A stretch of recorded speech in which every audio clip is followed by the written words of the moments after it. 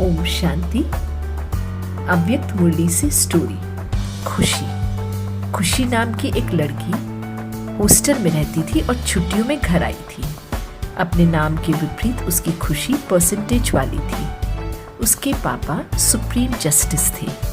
वे उसे कहते, सदा खुश रहोगी तो पास विद ऑनर बनोगी, नहीं तो धर्मराजपुरी में सजा खानी पड़ेगी। परंतु खुश रहने के लिए तुम्हें सेवा में सदा बिजी रहना पड़ेगा।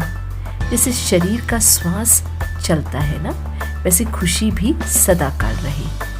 कुछ दिनों बाद खुशी अपने पिता के साथ हॉस्टल वापस जाती है, जिसकी डायमंड जुबली थी। वहाँ सभी उमंग उत्साह से सहयोग कर रहे थे। खुशी भी डायमंड जुबली में सेवा करने लगी, परंतु सेवा में वैराग्य वृत्ति की आवश्यकता थी। खुशी कहती है, मुझे संस्कारों से वैराग्य वृत्ति है। तब खुशी के पापा उसे कहते हैं, जब तक देह भान से वैराग्य वृत्ति नहीं है ना, तब तक कोई भी बात का वैराग्य सदा काल के लिए हो नहीं सकता।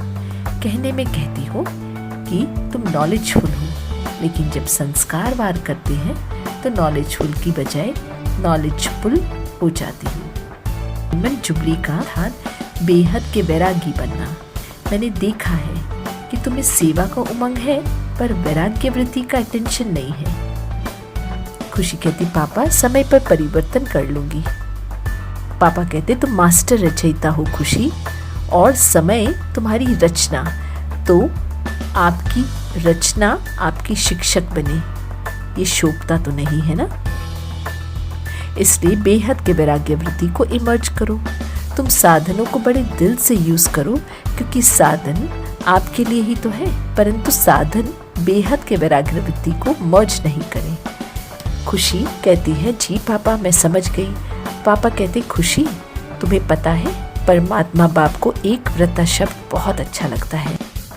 संकल्प स्वप्न में भी दूजा व्रता ना हो, इसलिए सदा वृत्ति में रखना, मेरा तो एक दूसरा न कोई। इस राज को जानने से तुम्हारी झोली सदा वरदानों से भरी रहेगी और तुम सिद्धि स्वरूप बन जाओगी।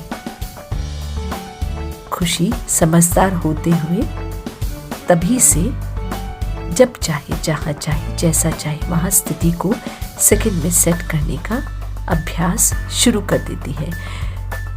कभी सेवा में आना और कभी सेवा से न्यारा हो जाना। उसने मनसा वाचा दोनों सेवाएं साथ साथ शुरू कर दी।